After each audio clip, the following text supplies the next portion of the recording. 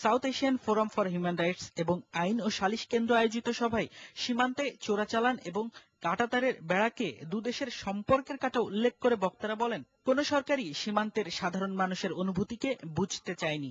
ভারত বাংলাদেশের মধ্যে তো কোনো দুঃসম্পর্ক নয়, অথচ নেপাল ভারতের মধ্যে এরকম কোনো প্রবলেম নেই। খোলা, ওরা আসছে, ভারতীয়রা যাচ্ছে, কিন্তু এখানে যেন সেটা হতে পারে না। কোন রকম কারণেই হোক, যেভাবে এটা সন্দেহজনক। এর বাইরে আর যে ব্যাপারটি এসব হত্যাকাণ্ডের রসদ যোগায় তা হলো সীমান্তরক্ষী বাহিনীর স্বার্থের দ্বন্দ্ব। আমার সীমান্ত এলাকার যে নাগরিকরা আছে তারা প্রতিনিয়ত অভাবী। একটা গরু নিয়ে আসলে একজন নাগরিক পায় 7,000 টাকা বাংলাদেশে নিয়ে আসলে, আর বিডিআর বলে যে গরুটা নিয়ে আসো, গরু এই পার থেকে এই পার নিয়ে আসলেই বাস বাংলাদেশে হয়ে গেল। বিডিআর ওইটাকে ধরে ওইটাকে আপনার সিজার লিস্ট করে, সিজার লিস্ট করার পর নিলামে দেয়, তখন বাংলাদেশি ব্যবসায়ীরা কিনে। অবশ্যই এই পারে ব্যবসায়ীরা ইন্ধন যোগায়। সেই গরুটার যখন লাইন হয় তখন বিএসএফ গুলি করে না, কিন্তু যখন লাইন দেয় না, মানে টাকা পয়সার লেনদেনটা যখনই বন্ধ হয় তখনই বিএসএফ এটাকে গুলি করে। তবে সবকিছুর আগে চোরাচালান বন্ধ করে সীমান্ত এলাকায় বাণিজ্যের বৈধতা দেওয়ার বিষয়টি গুরুত্বের সাথে তুলে ধরেন বক্তারা। বাংলাদেশ ভারত প্রচন্ড একটা রিস্কি রিলেশনশিপে আছে, এটা তো মানতেই হবে। এবং এই রিস্কি রিলেশনশিপটাকে যদি একটু কি বলে পরিবর্তন যদি কেউ করতে চায়, তাহলে আমি মনে করি এই বর্ডার কিলিংটাকে যদি না সিরিয়াসলি দেখে, কোঅপারেশন বা সেই ধরনের সম্পর্ক আমার মনে হয় না আমরা করতে পারবো। সভায় আইন ও সালিশ কেন্দ্রের পক্ষ থেকে জানানো হয়, 2008 সাল থেকে এ পর্যন্ত 268 বাংলাদেশিকে গুলি করে হত্যা করা হয়েছে। শেখর দীপু, এটিএন বাংলা, ঢাকা। রাজধানীর শেরেবাংলা নগরে 41 নম্বর ওয়ার্ড আওয়ামী লীগের সাধারণ সম্পাদক ফজলুল হক হত্যাকাণ্ডে জড়িত সন্দেহে একই ওয়ার্ডের আওয়ামী লীগের সভাপতি হাজী নূর মোহাম্মদকে গ্রেফতার করে জেল হাজতে পাঠানো হয়েছে।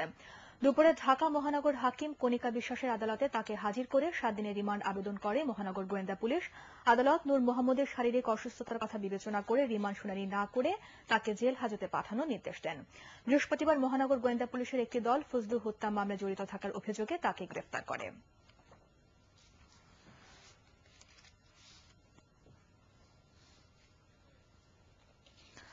সাভারের ঢাকা ইপিজেড এলাকায় গ্রামীণ নিউট্রাল লিমিটেডে অগ্নিকাণ্ডে এক দমকল কর্মী সহ 10 থেকে 15 জন আহত হয়েছে। সকাল 8:30টার দিকে আগুন লাগলেও তা নিয়ন্ত্রণে আনতে প্রায় 8 ঘণ্টা সময় লাগে। সেনাবাহিনী, পুলিশ, র্যাব ও দমকল বাহিনীর কর্মীদের যৌথ প্রচেষ্টায় বিকেল 4:45টার দিকে আগুন নিয়ন্ত্রণে আসে। দেখুন হুমায়ুন চিশতির রিপোর্ট।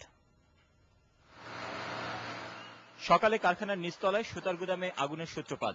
সাপ্তাহিক বন্ধ থাকলেও ওই সময় কারখানায় কর্মরত ছিল প্রায় 450 শ্রমিক। তারা আতঙ্কে তাড়াহুড়ো করে বেরোতে গেলে 10-15 জন আহত হয়। শ্রমিকরা প্রায় ঘণ্টাখানেক আগুন নিয়ন্ত্রণের চেষ্টা চালিয়ে ফায়ার ব্রিগেডকে খবর দেয়। প্রথমে ফায়ার ব্রিগেডের 6টি ইউনিট আগুন নিয়ন্ত্রণের কাজে নামলেও পরে আরো 10টি ইউনিট যোগ দেয়। বিকেলের দিকে সেনা সদস্যরা একটি এক্সকাভেটর ও বুলডোজারের সাহায্যে কারখানার দেয়াল ভাঙার পর আগুন নিয়ন্ত্রণে আনা সম্ভব হয়। আমাদের নিডিং সেকশনে কাজ করি, নিডিং এর পাশে ইয়ান স্টোর এই জায়গায় অবশ্য ওয়াল করা আছে, তখন মানে খুব একটা বোঝা যায়নি। আগুন যখন বেশি করে ধরা পড়ছে তখন মনে করেন যে ওই সাইডে নেবানোর জন্য চেষ্টা করছি, হাওয়াটা গ্যাস টেস মারা হয়েছে কিন্তু নেবে নাই, তখন সুতা তো বেশি করে ধরে গেছে। ফায়ার ব্রিগেড কর্মীরা জানান, প্রচন্ড ধোঁয়ার কারণে আগুন নিয়ন্ত্রণে বেগ বেশ পেতে হয়েছে। কারখানার ব্যবস্থাপনা পরিচালক জানিয়েছেন, আগুনের সুতার গুদাম ছাড়া কারখানার অন্য কোনো বিভাগের ক্ষতি হয়নি। তিনি আরো জানান, ওই গুদামেই বিশ্বকাপ ক্রিকেটের বাংলাদেশ দলের খেলোয়াড়দের জন্য প্রায় 1600 জার্সি বানানো হচ্ছিল। এর মধ্যে কিছু জার্সি নষ্ট হয়েছে।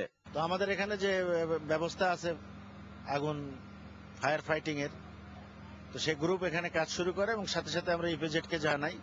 ইপিজেড থেকে তাদের ফায়ার ব্রিগেড চলে আসে এবং আমরা অন্যান্য ফায়ার ব্রিগেডকে খবর দিই।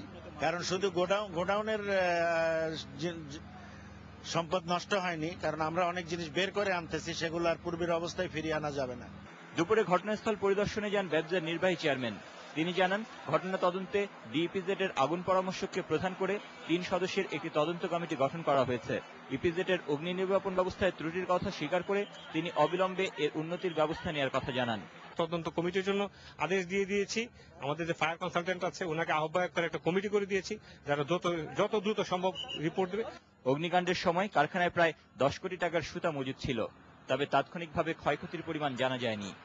হুমায়ুন চিশতি, এটিএন বাংলা, সাভার, ঢাকা। সংবাদ। টঙ্গীর তুরাগ তীরে তাবলিগ জামাতের বার্ষিক সম্মেলন বিশ্ব ইজতেমা দ্বিতীয় পর্বের আনুষ্ঠানিকতা শুরু হয়েছে। ফজরের নামাজের পর আমবায়নের মাধ্যমে দ্বিতীয় পর্বের ইজতেমা শুরু হয়।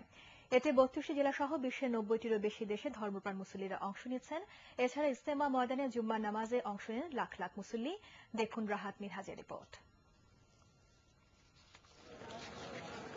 ধর্মপ্রাণ মুসল্লিদের সুযোগ সুবিধা নিশ্চিত করা ও স্থান সংকুলনের কথা মাথায় রেখে এবার বিশ্ব ইজতেমা ২ ভাগে অনুষ্ঠিত হচ্ছে।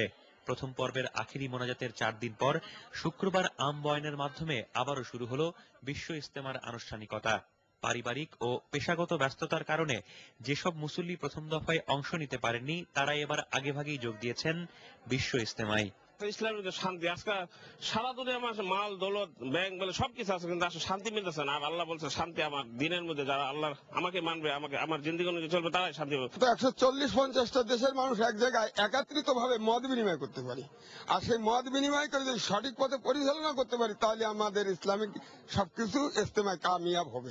আর যদি আমরা শুনে দিয়ে মুছে ফেলি তাহলে কিছু হবে না। এবার প্রায় 10 বর্গ মাইলের ইজতেমা মাঠকে 35টি অংশে ভাগ করা হয়েছে। মুসল্লিদের নিরাপত্তায় সার্বক্ষণিক নিয়োজিত আছে র্যাব, পুলিশ ও গোয়েন্দাদের বিশেষ টিম। বিদ্যুৎ সরবরাহ ও জরুরি চিকিৎসার জন্য এবারও রাখা হয়েছে বিশেষ ব্যবস্থা। এদিকে ইজতেমা ময়দানে জুম্মার নামাজ আদায় করেছেন কয়েক লাখ মুসল্লি। ইজতেমায় অংশ না নিলেও আশপাশের কয়েকটি জেলার হাজার হাজার মানুষ শরীক হয়েছেন এই জামাতে। রোববার বয়ানের পর মোনাজাতের মাধ্যমে জোহরের নামাজের আগেই শেষ হবে বিশ্ব ইজতেমার আনুষ্ঠানিকতা। ৬৪ বছরের ইতিহাসে এই প্রথম বিশ্ব ইজতেমা ২ পর্বে অনুষ্ঠিত হচ্ছে। ইজতেমা সংশ্লিষ্টরা জানিয়েছেন, দ্বিতীয় পর্বে যত মুসল্লির আগমন তারা প্রত্যাশা করেছিলেন, ইতিমধ্যেই তার অনেক বেশি মুসল্লি তুরাগ তীরে সমবেত হয়েছেন। কালেমা আর দ্বীন প্রচারের শিক্ষা নিয়ে যারা এখান থেকে ছড়িয়ে পড়বেন বিশ্বের নানা প্রান্তে। রাহাত মিনহাজ, এটিএন বাংলা, টঙ্গী, গাজীপুর। রাজধানীর তৃতীয় ফ্লাইওভার চালু হতে যাচ্ছে আগামী বছরের শেষ নাগাদ। কুড়িল বিশ্বরোড হয়ে ঢাকা ইস্টার্ন বাইপাস পর্যন্ত ৩ কিলোমিটার এই ফ্লাইওভার নির্মাণে রাজউক ব্যয় করছে ২৪৫ কোটি টাকা। রাজউক চেয়ারম্যান নুরুল হুদা জানান, এই ফ্লাইওভার চালু হলে একদিকে যেমন পূর্বাচলকে যুক্ত করা যাবে, তেমনি যানজট থেকে রেহাই পাবেন সাধারণ মানুষ। নির্মাণ কাজ পরিদর্শন করতে গিয়ে তিনি এসব কথা জানান। এয়ারপোর্ট রোডের সাথে যেখানে মিলেছে প্রগতি সরণি, সেখান থেকে এই ফ্লাইওভার যুক্ত করবে রাজধানীর নতুন অংশকে।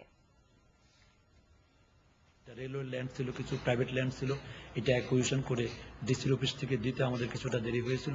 আগামী 2012 সালের শেষের দিকে ইনশাল্লাহ আমরা শেষ করার জন্য চেষ্টা করতেছি, এবং এটা টোটাল প্রজেক্ট কস্ট হলো আমাদের 245 কোটি টাকার মতো আমাদের, এবং ইতিমধ্যে আমরা প্রায় 15-16% কাজ আমরা শেষ করেছি, আপনারা দেখতে পাচ্ছেন।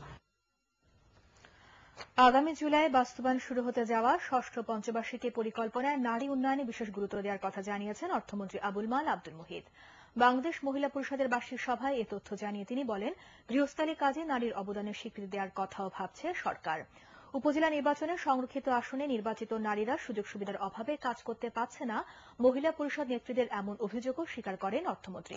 তবে সংরক্ষিত নারী আসনের সংখ্যা 100 করতে আওয়ামী লীগের নির্বাচনী অঙ্গীকার বাস্তবায়নের ব্যাপারে আশাবাদী তিনি। আবুল মাল আব্দুল মুহিত জানান, নীতি নির্ধারণী পর্যায়ে নারীর অংশগ্রহণ আরও বাড়াতে এবছরের মধ্যে নারী উন্নয়ন নীতিমালায় কিছু সংশোধনী চূড়ান্ত করা হবে। দেশের 1.5 লাখেরও বেশি নারীর অংশগ্রহণে মহিলা পরিষদ গুরুত্বপূর্ণ নারী আন্দোলনে পরিণত হয়েছে বলেও মন্তব্য করেন অর্থমন্ত্রী। যুদ্ধাপরাধ বিচার কাজে বিঘ্নকারীদের রুখে দাঁড়াও জনগণ শিরোনামে বিশ্ব কবিতা কণ্ঠের আয়োজনে অনুষ্ঠিত হল আলোচনা সভা, স্বাধীনতার কবিতা ও গুণীজন সংবর্ধনা। জাতীয় প্রেস ক্লাবে আয়োজিত এই অনুষ্ঠানে মুক্তিযুদ্ধ, স্বাধীনতা সহ বিভিন্ন ক্ষেত্রে অবদান রাখার জন্য সাবেক সেনাবাহিনী প্রধান অবসরপ্রাপ্ত লেফটেন্যান্ট জেনারেল হারুনুর রশিদ সহ 5 জনকে সম্মাননা দেওয়া হয়। আওয়ামী লীগের প্রেসিডেন্ট সদস্য সতীশ চন্দ্র রায়, আইন প্রতিমন্ত্রী কামরুল ইসলাম, বীরশ্রেষ্ঠ মতিউর রহমান ফাউন্ডেশন চেয়ারপারসন মিলি রহমান, সংগঠনের সভাপতি কবি জাহাঙ্গীর আলম এতে উপস্থিত ছিলেন।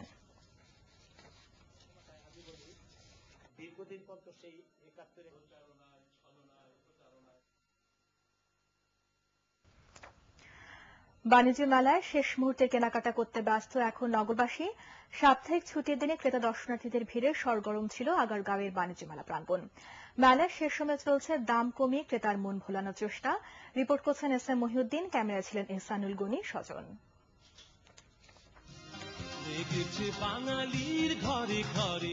মেলা শব্দটা শুনলেই যেন ব্যাকুল হয়ে ওঠে বাঙালির মন। অজান্তেই বলে ওঠে মেলায় যাই রে। লাভ ক্ষতির হিসেবের চাইতে মেলার অনুষঙ্গ হতেই আনন্দ। তাই নগর জীবনে যানজট আর ভিড়ভাট্টা ঠেলে মেলার টানে ছুটে আসে হাজারো মানুষ। বাহিরের জিনিস আসে, সেগুলি কম প্রাইসে কিনতে পারি আমরা। দেশ বিদেশের স্টল আর প্যাভিলিয়নে থরে থরে সাজানো আছে বাহারি পণ্য। কেউ এসেছেন দেখতে, কেউ ঘুরতে, কেউ পছন্দের পণ্য কিনতে। কাশ্মীরি শালের সাথে কঠিন কাঠের বুকে হাতের কারুকার্যের শোভা দেখা গেল মেলার 12 নম্বর পাকিস্তান প্যাভিলিয়নে। শেষ সময়ে ক্রেতাদের আকৃষ্ট করতে মরিয়া বিক্রেতা 50 ভাগ ছাড়ের অফারও দিচ্ছেন। এটা স্পেশালি এক্সপোর্টের জন্যই তৈরি হয় এগুলো। আর আপনি দেখেন কাজগুলো হ্যান্ডওয়ার্ক, সবই হ্যান্ডওয়ার্ক এদের, ইভেন রংগুলো। লংজিভিটি এটা বলা যেতে পারে 50 বছর কেন 100 বছর গ্যারান্টি দেওয়া যেতে পারে, এর মধ্যে কিছু হবে না। মণিমুক্তা খচিত পাথর আর কার্পেটের সম্ভার দিয়ে সাজানো হয়েছে ইরানের প্যাভিলিয়ন। 15 বছর ধরে বাংলাদেশের মেলায় এসে অনেকটা বাঙালিই বনে গেছেন এখানকার কর্ণধার। মেলায় বেশি ভিড় দেখা গেল গৃহস্থালী পণ্যের দোকানে। সেখানে কেউ কিনছেন সংসারের দরকারি পণ্য, আর কেউ আছেন শখ মেটানোর সন্ধানে। এখানে অনেক কিছু জাজ করা যায় যে কোনটা ভালো কোনটা খারাপ। দাম আমার মনে হচ্ছে না যে খুব একটা কম। এরা বলছে যে discount, but I don't feel like যে কোনো ডিসকাউন্ট বা কোনো ডিসকাউন্টেড প্রাইসে পাচ্ছি।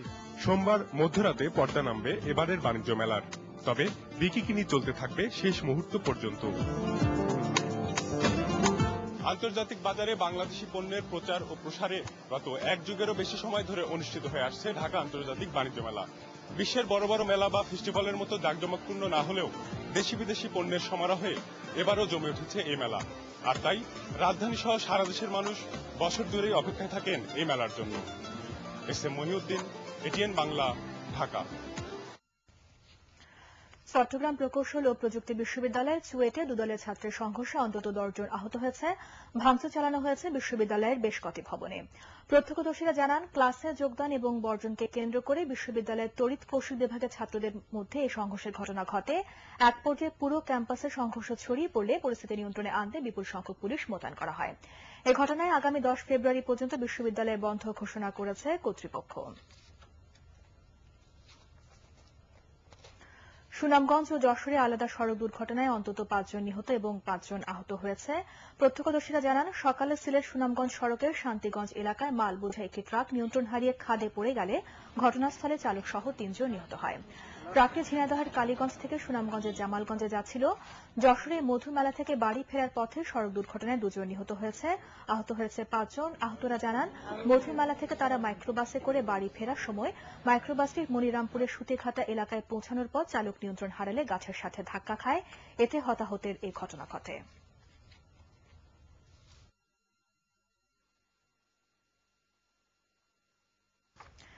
এবারে মেটলাইফ আলিকো আন্তর্জাতিক সংবাদ।